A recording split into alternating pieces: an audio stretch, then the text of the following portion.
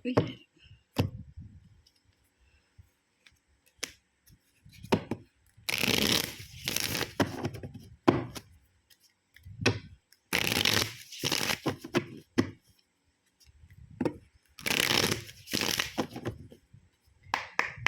ay, matagal ulit akong hindi nakapag-post kasi sobrang busy dahil sa sobrang dami, sa sobrang dami.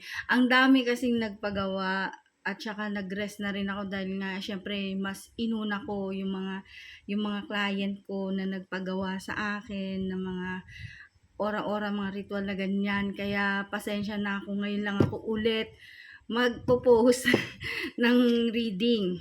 Ayan. So, yung reading po natin ngayon regarding sa love life, as usual, kasi yun naman lagi ang sinasuggest nyo sa akin.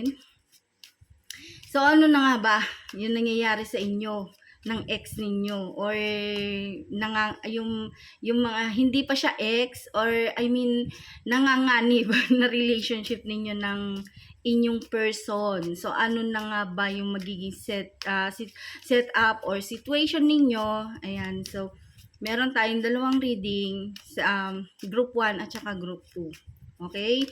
So ayan. Good morning ulit pero hapon na. So eto na.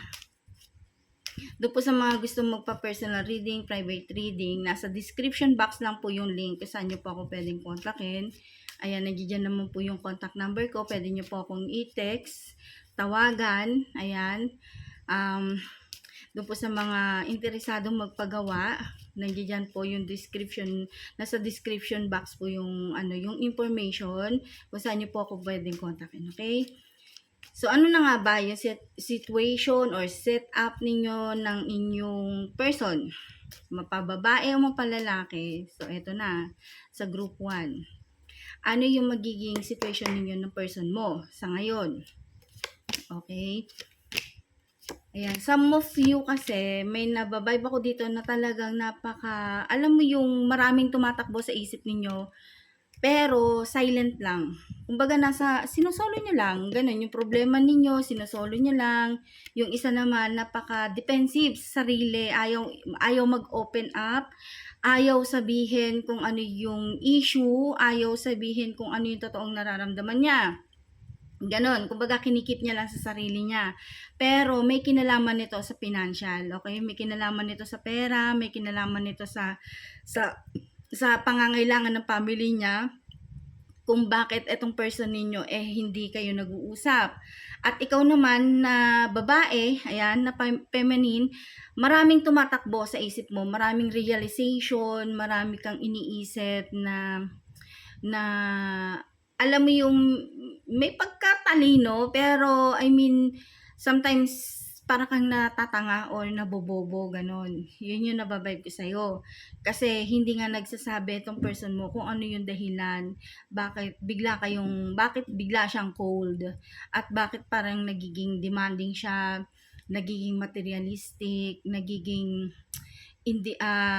defensive sa mga bagay-bagay na relationship ninyo. Yan. So, yun yung nababibe ko. At ikaw naman na as a feminine, marami kang yun nga, gaya ng sabi ko kanina, maraming realization na parang alam mo yung pinagtutugma-tugma mo yung bagay na baka ganito, baka ganyan siya, ganun. O nag-iisip ka, kumbaga, ang dating sa'yo na parang napaparanoid ka na. Ganun.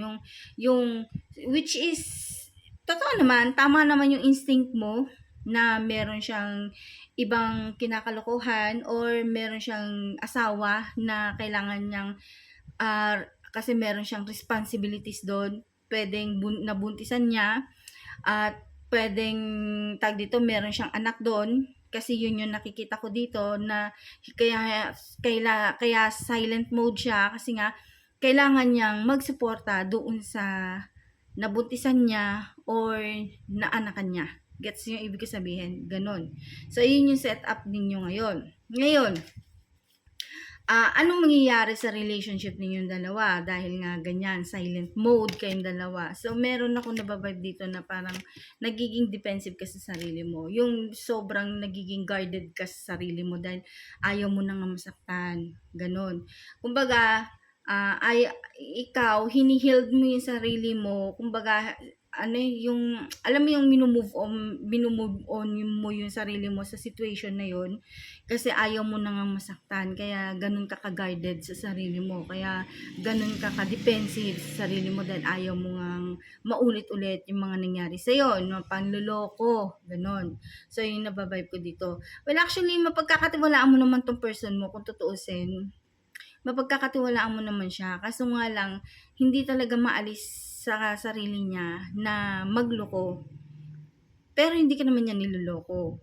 Meron lang talaga siyang mga bagay na kailangan niya ding unahin dahil meron siyang responsibilidad sa iba. Or bago mo siya nakilala, or bago kayo naging kayo, meron na siyang responsibilidad sa ibang babae. Okay? Dahil nga siguro may anak siya doon or nabuntisan niya. Ganon. Kaya ginagawa niya lang yung alam niyang tama. Okay? So, yun yung nababibe ko dito. Pero, okay ka naman, kumbaga, okay ka sa kanya. Ganon. Kaso, ikaw, dahil nga sa tingin mo, niloloko ka niya, at parang tingin mo sa sarili mo, hindi fair yung ginagawa niya. Kumbaga, parang, yung feeling mo, parang unfair siya sa'yo, ganon. Ganon yung pakiramdam mo sa kanya.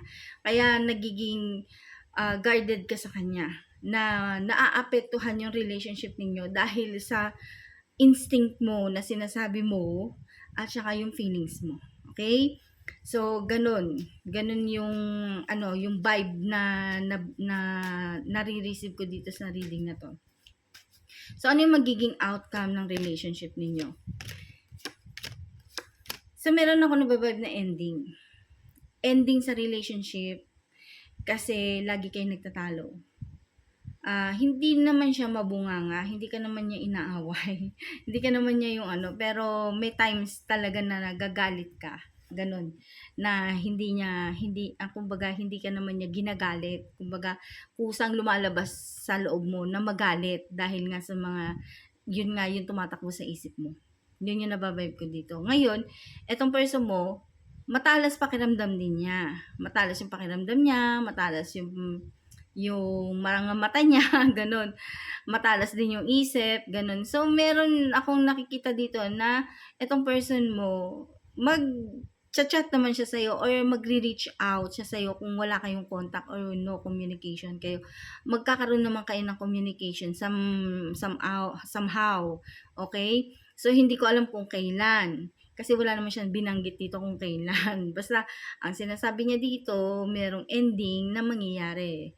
Pwedeng ma-ending yung relationship ninyo, pwedeng ma-ending yung pagtatalo ninyo, tapos maging okay kayo ulit. Gets mo yung ibig ko sabihin? So, may possible naman na magkatuluyan kayo nitong person na to. Kasi alam ko naman, na nakikita ko dito, nababibe ko, na talagang mahal mo to. Mahal mo siya.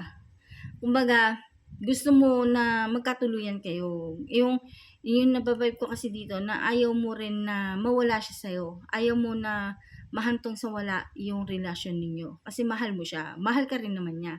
Kaso nga lang, may mga bagay talaga kayong pinagtatalunan. Paulit-ulit. Ganon. So, yun yung nababibe ko dito. Yun yung reading ko sa group 1. Okay? So, next is group 2. Sa mga gusto magpa-personal reading, private reading, nandiyan po sa description yung link kung saan nyo po ako pwede kontakin. At doon po sa mga gusto, interesado na magpagawa ng ritual o aura, so nasa description box din po yung link, okay? Group 2, ano yung setup na mangyayari sa relationship ninyo at ano na ba yung nangyayari sa love life ninyo ngayon nitong person mo, okay? So, meron akong may nababibe, okay, sa group 2, meron akong nababibe dito na yung pinaglalaban niya yung alam niyang tama. Especially sa mga masculine, sa mga lalaki. Kumbaga, pinaglalaban niya yung alam niyang tama siya. sa'yo. Okay? Ngayon, ikaw naman, okay, parang okay ka lang, okay lang sa'yo, sige, kung yung parang ano, yung hinahayaan mo lang siya na yun yung paniniwala niya, gano'n.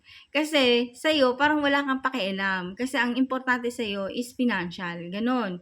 Kumbaga, wala kang pakialam sa nararamdaman niya at wala kang pakialam sa kung ano yung pinaglalaban niya, kasi nga mas importante sa'yo pera, gano'n. So, yun yung nakikita ko sa'yo, yung kumbaga, yung alam mo yung feeling na paligid mo, gusto mo pera, pera, pera, pera, pera, gano'n. Yung parang mas importante sa'yo yung kumita, mas importante sa'yo na magandang career, mas maganda, mas ano sa'yo, mas okay sa'yo, yung, mas gusto mo yung ano, yung maging successful ka sa career mo, gano'n. So, parang wala kang pakialam talaga sa kanya, gano'n. At eto naman person mo, may pagka-childish, okay? Kahit na masculine type siya, may pagka-childish pa rin. Okay, dahil nga gusto niya siya lang, gano'n. Ayaw niya na may kaagaw, which is wala namang gano'n na agawan na nangyayari sa nababibe ko ngayon, okay? So, ano yung magiging sitwasyon niyo nitong person mo? Ayan. So, habang nagtatagal, kumbaga lalo ka na nanonood nito, ayan, vice versa, kasi ito is general reading, hindi naman to personal reading para sa'yo lang, okay? So, meaning ng general reading is lahat ng energy, masculine man o feminine, nandito sa energy na to. Ngayon, nasa sa'yo na lang at alam ko na alam mo sa sarili mo kung alin ka dito sa sitwasyon na to, okay? So, habang nagtatagal, yung relasyon ninyo parang napupunta na sa wala, yung hindi na kayo masaya, hindi na kayo kontento, ganun. Yung parang meron nang nangyayaring backstab, yan, yung mga backstabbing, sinisiraan ka niya, sinisiraan mo siya, yun, parehas kayo nagsisiraan, lalo na sa social media, ganyan. So, yun yung nababibe ko. Yun yung nangyayari ngayon. Habang nagtatagal na ganun nga, yung patuloy yung pag-aaway ninyo, pagtatalo ninyo, na lalo nyo nasasaktan yung isa't isa. Yun yung nakikita ko dito. Kasi nga, nandoon na yung sinisiraan ka niya at sinisiraan mo rin siya. Para ikaw yung magmukhang malinis at siya din naman ganun din siya sa mga dun sa mga taong kakilala niya. Okay? So, ano yung mangyayari sa relationship ninyo? So, mangyayari sa relationship ninyo, andun pa rin naman yung supporting each other. Okay? So, sinusuportahan ka niya, sinusuportahan mo siya. Kumbaga sa sitwasyon ninyo, nandoon pa rin yung supporting. Okay? Nandoon pa rin. Kasi, hindi na kayo iba sa isa't isa. Some of you, pamilya na kayo. Kaya, mag-away man kayo, pamilya pa rin kayo. So, yun yung nababibe ko dito. Some of you, ha? Some of you. Okay? Yun nga lang, may etong person ninyo is may pride. Ganun. So, ayaw niyang magpatalo. Ngayon naman, ikaw, na feminine, parang, hinayaan mo na lang. Ganun. Hinayaan mo na lang na, kasi siya, ma-pride siya. Ikaw naman, humble ka. At saka ayaw mo ma-stress. Kaya hinahayaan mo na lang siya. Yun yung nababibe ko dito. Ending pa rin naman sa relationship niyo para sa mga group 2, meron pa rin naman happy ending.